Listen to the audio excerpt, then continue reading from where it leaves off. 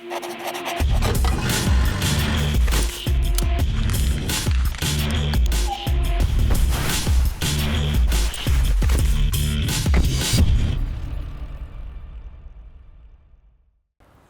is a Maruti Dzire, and I know what you're thinking, what am I doing reporting on a car that launched 2 years ago?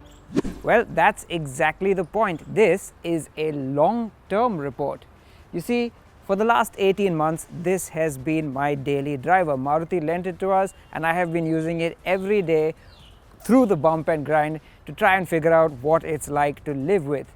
And unfortunately, after a good, long, steady 18 months, it's time for it to go. I've learned a lot from this car, and I'm here to share with you that experience. And to better share it with you, I'm going to break my experience down into a series of good bits and bad bits about the Dzire. Do let us know down in the comments if you agree. The headlights. This is the only car in its segment to get full LED headlamps. It's only on the top version, but what a difference they make. They not only do a great job of lighting up the road at night, they also give the Dzire this big car feel. And certainly, if someone were to see this car come up in their rear view mirrors, they'd be more inclined to get out of the way. This cream colored interior. Now, I know a lot of people like light colored interiors because it makes the cabin feel nice and airy, but the color is so light on this Dzire, the carpets and the entire interior is just prone to collecting dust and dirt and grime very easily. I've cleaned these carpets several times already, but it's only a matter of time before they pick up dirt again. The equipment list. Yes, I know a lot of it is only on this ZXi Plus version, and that can be quite expensive, but the amount of goodies in this car has really spoiled me. Be it the touchscreen, to the automatic climate control, to the automatic headlamps. I really expect that from just about every car now. This fake wood trim. I know what they were thinking. Wood equals luxury, luxury equals premium, and this is a sedan, so it should look a bit more upmarket, but come on guys, this is fooling nobody. The back seat. Now, I don't usually have people in the back seat of my car, but when I do, they're usually quite astonished at the amount of space and comfort there is back here. It's got everything from a rear headrest to rear AC vents to a nicely positioned armrest. And as you can probably tell, even though I'm quite short, there is plenty of room to stretch out back here. The brakes. Now, the brakes on this car aren't in the best shape, and that's partly my fault. I took it for a long drive to Goa, and in that time I didn't really go easy on the car. The result is that the pedal is a little bit spongy right now, and there isn't enough bite from the brakes anymore. Still, I think they could have lasted a little bit longer before fading the way they have. The boot. Now, it may not be the largest boot in the class, but it's really well shaped, and that lets you put in quite a bit of luggage. Now, you'll have to bear with me because over the last few years I have accumulated quite a lot of junk in my trunk, but give me 1 second and you will see that the boot area is really quite large. It can easily take a decently sized suitcase and then some. So if you have to do a couple of airport runs, you know you'll be quite okay with the Maruti Dzire. Fit and finish. Now, though this car is pretty well screwed together on the inside and I have taken good care of it, it has still done 12,500 kilometers in its time with me, and in that time some of the panels have come a little undone, like this little panel down here. No one can see it, but it's a bit annoying knowing it's there. The engine. It's the petrol engine, not the diesel, and honestly that's what I like the most about it.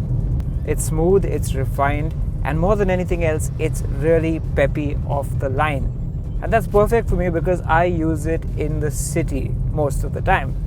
Just tap your foot down in any gear and it gets moving. It's great for nipping in and out of traffic. The highway stability.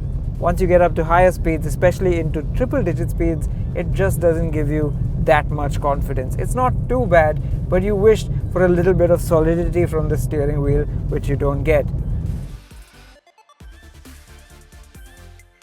The other thing that's quite astonishing is the fuel economy, considering this is a petrol engine. Okay, in the city I can't do too much because, like I said, I mostly drive in traffic.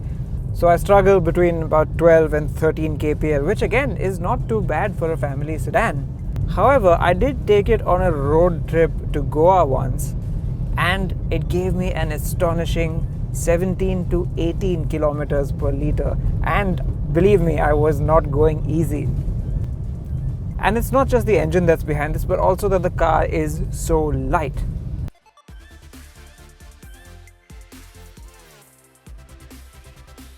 The steering. Now I've come to the confines of the Autocar India parking lot to show you this because I'd rather not do it out on the public road. The steering is very light and that makes the car nice and maneuverable, but it comes with a problem.